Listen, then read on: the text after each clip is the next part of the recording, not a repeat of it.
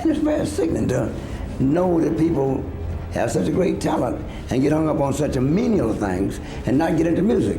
The crowned king of soul moved through showbiz like a lone soldier under fire, convinced that the biggest threats were the singers once hailed as his sisters in sound. Behind the blinding spotlights and blazing spins stood a heart scorched by betrayal, copycats, and watered-down versions of his craft. 6 voices were lifted as royalty, yet to James Brown they felt like hidden blades dressed up as music. Tina Turner topped that list, in his eyes softening my fire to make it sexy, while Diana Ross, he grumbled, "Sing soul like it's bubble gum." For other women stayed unnamed in public, but their silence wounded him all the same. Diana did nothing technically wrong. She hit every note, kept perfect time, and shone with studio polish. Yet that exact smoothness blocked her from Brown's full respect. For him, real music was a primal roar, sweat puddling on the stage and a shirt drenched before the last chorus. To James, true soul carried the sting of blood and tears, the messy parts no radio station dared to air.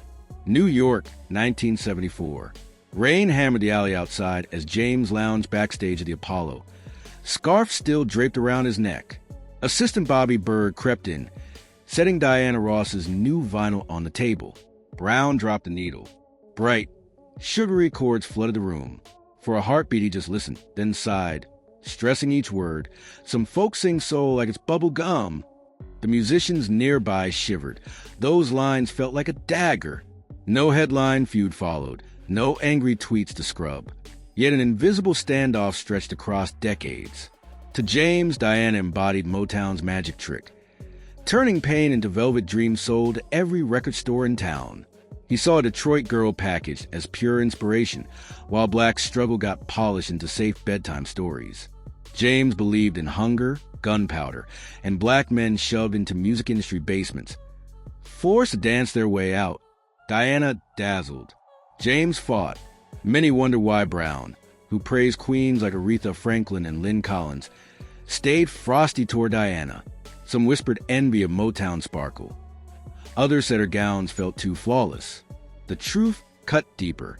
He spotted in her polite obedience, a sound sculpted for white buyers and branded soul. He once told a manager, "She sings like there ain't a fire outside the window." James crawled up from a shack without power or plumbing, heart pounding while his parents shouted. Music saved him, not by soothing him to sleep, but by giving him a battle cry. In his mind, a singer who never shook holding the mic couldn't claim the word soul. Diana was the opposite, regal, graceful, no cracks showing. So he doubted her scars. Yes, she hurt too, but she had every bruise beneath glittering gowns, a choice James never understood. During an interview in 1980, he growled, "They want soul with sugar on top, but real soul don't need frosting." Not hatred, disappointment. He felt the industry was molding female singers into icons, yet stripping away their truth. Years later, old and reflective, he still used Diana as proof he could nail every pitch and still miss the spirit. Now picture the late 60s, James Brown commanding center stage while Tina Turner blazed around the edges. They never sat for coffee, never fought on camera, yet her image buzzed in his mind like a wrong chord. James was pure explosion, dancing like tomorrow would never show and screaming till his throat burned. The stage was a battleground where he fought for a voice denied to earlier generations. Then appeared Tina Turner. She didn't blast sound the way he did. She shredded it into fierce strips, wild yet exact. Critics labeled her queen of stage power, even calling her the female James Brown. To him, that felt like a stitched-together copy sold as brand new. Philadelphia, 1969. A chaotic double-bill concert shook the city. From backstage, James locked eyes on Tina. Without blinking, her legs snapped to bold funk beats, hair blazing under yellow lights. He clenched his jaw, not because she lacked talent, but because she mirrored his moves while winning primetime TV slots. Praise or glitter he could never wear without backlash. Brown later wrote, "They water down the fire and call it sexy." The sentence never named her, but everyone knew who flickered between the lines. He saw Tina as a warped mirror, each hip twist, each growl echoing his own style, yet softened from mainstream delight. He had paid in scandals and tabloid bruises, while Tina endured her own torment, then returned shinier, smoother, safer for television. No one knows his full opinion. He never slammed her in print, nor raised cheers for her triumphs. Yet silence from James could feel colder than any insult. One day during rehearsal in Augusta, a young dancer copied Tina's famous hair flip. James stared and said, "We don't do Vegas here." The room froze. From that moment, Tina's name became taboo. The irony loomed large. They were almost twins in how they told stories with their bodies, and how the stage twisted them both. Tina, with her wild glow, pleased Motown, Capitol, even MTV, because she burned bright without seeming aggressive. James always looked dangerous. No gentle grin to calm crowds, just thunder. He wasn't furious that Tina imitated him. He raged that the world loved the imitation after trimming its edges. Tina never shaded James. She answered questions with a warm respect and dodged direct comparisons. Once in Europe, asked where she learned to dance.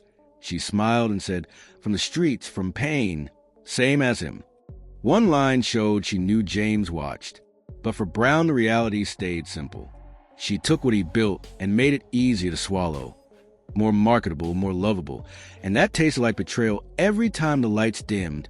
The day Tina Turner lit up the stage in red heels and wildfire eyes, James Brown felt the floor shift beneath him. He did not rage because she was a woman. He raged because she could be James Brown without paying his heavy price. Crowds roared for her every shimmy. When James howled in pain, critics cried too much and turned away. Their fight needed no fists. It was like two giant waves meeting in the dark, smashing and sliding apart, neither sure who had won. James never hated women. He could not forgive a world that let Tina borrow his storm then sell it under brighter lights where he had never been invited. Maybe he did not hate her at all. Maybe he hated the hollow ache of seeing his own fire push someone else ahead while he stayed behind. James could freeze a room with one look. That power was forged from sweat, blood, and bruised pride, never handed out by record bosses. So when music fans lined up Janis Joplin beside him as the proof of true soul, he did not explode. He simmered. It felt like someone trying on a coat stitched from pieces of his own skin. He warned the world, once then fell silent. It ain't just about screaming. You gotta live it. Many heard a tip about singing. Friends knew he meant you cannot taste pain by only visiting it. Janis was no lightweight. She sang like a grinder, tearing fragile bits of life, then turning them into fierce words. Yet James sensed a gap. She could enter sorrow, then step back into safety. He woke inside that sorrow every dawn. She never felt laws written for others weighing on her skin. She could choose darkness for art while he was born inside it. In 1970, news of Janis Joplin's passing reached James during a tour. He fell quiet, not from grief, but from the thought that she would be crowned a legend by morning, a title he built with a lifetime of scars. Backstage in New York, 1 year earlier, a manager rushed in. "You should hear Janis Joplin. She's just like you, only a different skin color." James opened his eyes and spoke slow like dry earth. "Like me? Did I ask to be like anyone?" People claim music has no color. James knew that was never true. He felt it when sweat dripped off his chin and white listeners in the first rows kept their hands tucked away. Janis covered Piece of My Heart, Summertime, Cry Baby, songs born from black sorrow. Critics cheered her as raw and pure. James watched and felt a sharp stab. Another soul praised for being real, while he was branded a rebel for the same truth. For him, soul was not a style. It was instinct hiding between teeth and memories. Janis could sing hurt from a broken romance. She had never sat in a welfare office, never been punched for walking on the wrong block, never had a label order softer words for white radio. She could visit darkness, but she did not wear it like a bruise under her eye. James did not resent her gender or her race. He resented that she could slip into an identity born from his lifelong denial. You can't wear pain like fashion. It doesn't fit unless it scars you. Janis never spoke against James. She once called him classic. He answered with silence.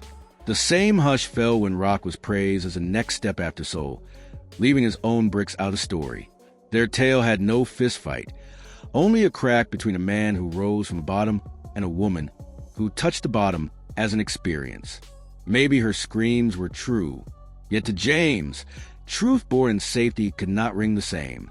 He shook his head when people placed Janice beside Billie Holiday, Aretha Franklin, Etta James. Not because she lacked skill, but because she lacked the deep current flowing inside those women.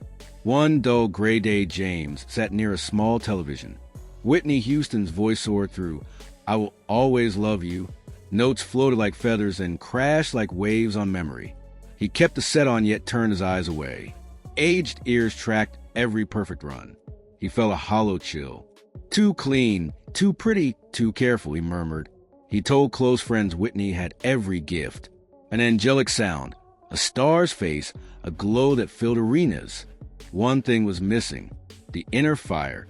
Not stage sparks, but the flame that forces a person up after the world knocks them down. Her voice lacked cracks, and that flawlessness blocked him from believing each word. He held no anger. Yet he never placed her with Aretha or Patti LaBelle. Soul was prayer carried in a voice, lifting a family, a street, a dream gasping in America. Whitney stood for a new era shaped by labels, producers armed with hit formulas. She was flawless from hair to high notes. James despised that plan because real music lives in the cracks. He once shared a studio with Whitney's mother, Cissy Houston, whose voice could rattle a church roof. Little Whitney watched from the hall, bright eyes wide with wonder. Years later, James could not find that child in the polished superstar. Her debut album dropped in 1985. James stayed silent, yet he listened. He saw black music drifting toward a dead end, not for lack of skill, but for lack of soul. The blood that once powered Say It Loud cooled inside smooth pop ballads built to soothe white buyers. Backstage at the 1992 American Music Awards, Whitney swept trophies. A reporter asked James about the new soul wave. He laughed and whispered, "She sings from her throat, not from her scars." Some called him jealous. If James knew jealousy, he would never have shared so many stages. What he felt was dread. He feared soul would be traded like perfume, wiping away the wounds that gave black music its heartbeat. The stage taught James lessons no book could offer. When he leaped into splits, the crowd gasped, yet critics wrote that his moves were shameful. That double edge haunted him when Tina rose as the glam face of raw power. She lit arenas. He lit alarms. Why did the gatekeepers bless her flames while calling as a threat? Friends tried to calm him. They said times were changing. Television craved a fresh heroine. He nodded yet wondered. If the world now loved the style he created, why did it still fear its creator?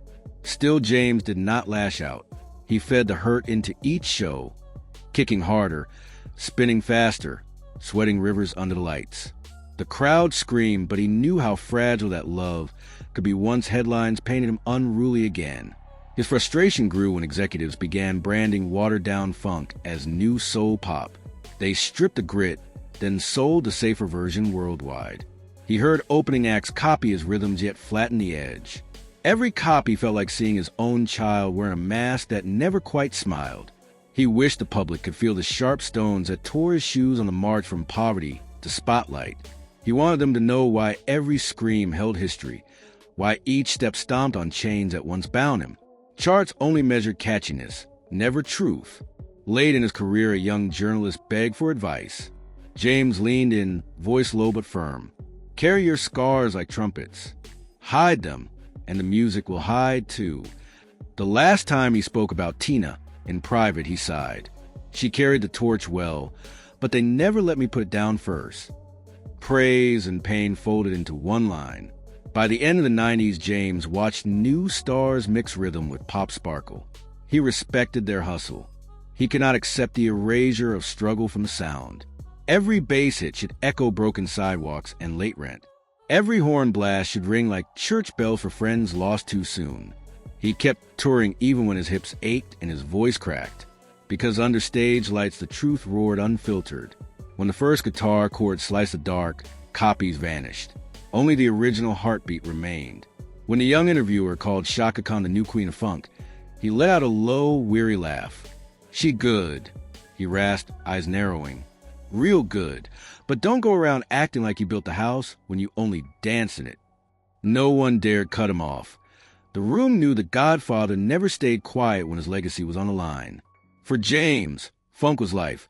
Born in 1965, when Papa's Got a Brand New Bag shattered every R&B rule.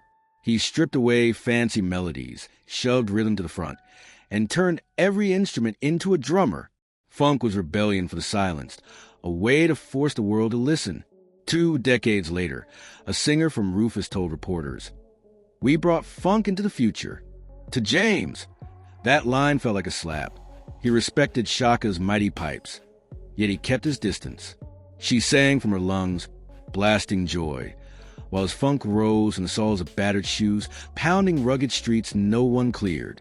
During a Jet interview in 1995, he said only 5 words about a new crown for funk. Funk ain't royalty, it is revolution. Few noticed the warning hidden there. Backstage, he watched Shaka one night. Curls blazing under lights, screams soaring through the hall. The crowd erupted while James stood still, studying every gesture. He saw himself reflected, same swagger, same rhythm, even the camera stare that claimed ownership. "She took my moves," he muttered to his manager, "but she softened them." In his mind, funk was never meant to soften. It was sweat, eviction, tears, and a song belted at 2 in the morning outside a closed club. Shaka dressed funk in MTV sparkle, made it trend, and he felt that betrayed the roots, not him but the music itself.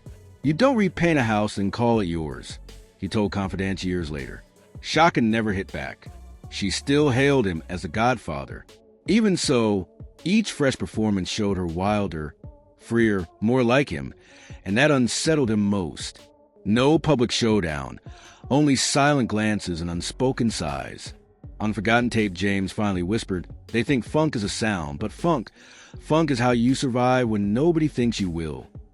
The interviewer nodded, and the reel clicked off forever. If James had ever drafted a letter to Mariah Carey, he likely would not have mailed it. He would have written anyway, just to say, "I saw you from afar, baby, and I'm not sure you know what ground you stand on." Many claimed he hated Mariah, yet hate was too small a word. He listened to Vision of Love and admitted her voice was heaven sent. The issue lay in the songs she chose and the reasons behind them. At a New York panel in the early 2000s, someone asked about today's singers. James stared into space, sighing. When Mariah's name rose as a modern soul queen, he growled, "You can't sing from the gut while thinking about chart numbers." That blast targeted an entire era, though she wore the crown most brightly. So, young James had said, was a scar. You sing not to sell records, but because breathing feels impossible without sharing that cry. If you too sense that the pulse of music has shifted, then this story speaks to you. Share your thoughts. Hit that like button and subscribe, because the untold truths keep coming, and we will reveal them with respect.